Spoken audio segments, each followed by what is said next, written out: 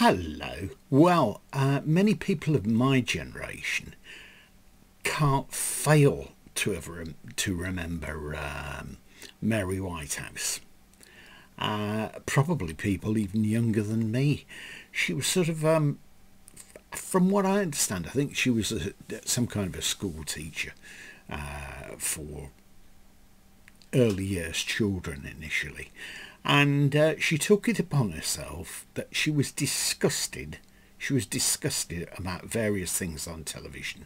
Bad language, storylines, films she protested against, and you'd see her on television quite a lot, trying to, defend her a point of view, fair play, and usually there'd be an audience there around her, and there'd be sort of sniggering and jeering, etc. But still, she didn't let that put her off. But a lot of the things she was off kilter with, because she was criticising things that she hadn't even seen, nor had she any intention of seeing. Then she teamed up with Lord Longford, and there was the thing about pornography, campaigning against that, and I think they went over to Holland or somewhere like that to have a look at these places, and I don't know whether they actually went in, but anyway, have a look at these places and then write her own report. Some would say, well, she's well intentioned, but where does she get this sort of self-appointed right to try and ban things? She wrote umpteen letters to the BBC complaining about this, that and the other programme, including works by Johnny Spate, Till Death Do Us Part, and I think the one that came after that, maybe In Sickness in Health, all sorts of things about swearing, so on and so forth. And it got to the point where she became a little bit of a figure of fun, but some people got angry. They got angry about her. They got angry about her views. They got angry about her expressing them on television. And that's the way it went. But in this country, we do have freedom of speech, or so we like to think we do. I went to see various films that she'd banged on about as being appalling, but I'd gone not because she'd publicised them by having a gripe about them, because I wanted to see them myself, and I didn't want somebody such as her telling me what I should and shouldn't see. And a lot of people felt that way as well. A lot of my friends felt that way. Anyhow, some years ago, my son has always been into films and about censorship. So we went through a long period where he was talking about censorship and the certification, etc. So Mary Whitehouse's name came up. So I thought, for a bit of a joke, I'd have a look on eBay. I think she'd passed away by this time, and I'll see if I can see one of her books for him. So I found two books. I can't remember what the other one was, but this one was actually a book that was autographed inside, and this is the book.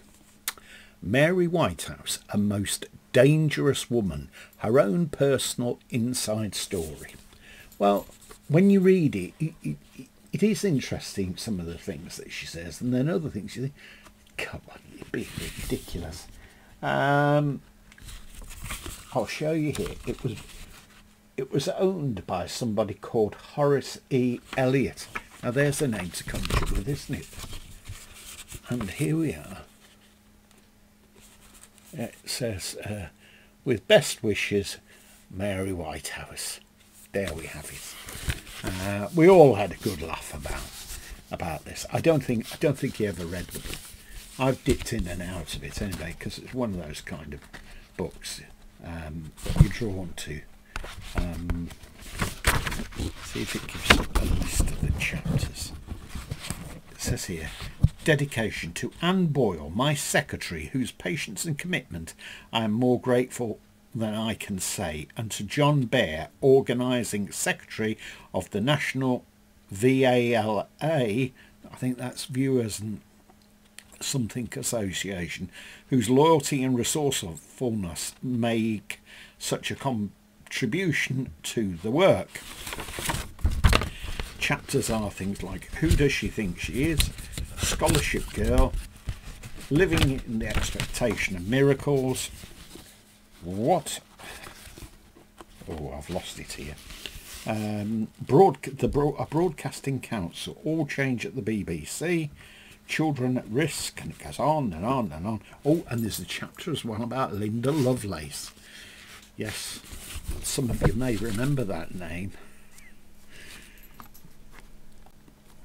Now, I'll look on the back and see what it says here. These are quotes from people about the book. Censorship in a society is a dirty word, but there comes a time when people have the right to say stop. Stop. What are you doing? Stop. What you are doing is wrong. That was Alex Palmer, journalist. Another one here. Mary Whitehouse is one of the most remarkable women this generation. This book deserves to be read. People are willing to criticise Mrs. Whitehouse should also be willing to read the true facts of her life. I hope they will do so. That's former Right Honourable George Thomas, Speaker of the House of Commons. I remember him, Welsh chap, very interesting he was. A torch for purity and sanctity in the media world. That was John Whitney, Director General of the IBA. The BBC got sick to the back teeth of receiving letters from Mary Whitehouse that she apparently wrote on a kitchen table. That's how it all started out. And here's one from Spike Milligan. Thank God for a woman like Mary. I support her work. If more people did, life would be more civilised and we might return to the teachings of that lonely man on a cross 2,000 years ago. Methinks he was being a little bit sarcastic. Malcolm Muggeridge, another person that banged on a lot. And also he campaigned against Life of Brian being shown or made.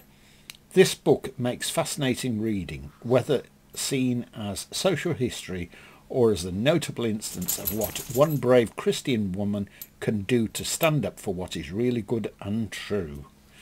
Well, there you have it, and it cost £7.95 when this came out, and I can't remember the year of publishing. Oh, 1982. 1982, and I can remember some years ago on Antiques Roadshow, there was a portrait that had been done of Mary Whitehouse, and her son and daughter were on to have it valued. It wasn't a great painting anyway, but still, I suppose it's someone who was admired her greatly. But still, it does make interesting reading though. One of those odd books to have on the shelf, and I wonder if anyone here has ever owned a copy of this or has any opinions on Mary Whitehouse's opinions. Hope you've enjoyed this, and if you have, please click a like or even subscribe if you've not subscribed already. Thanks for now. Have a great day.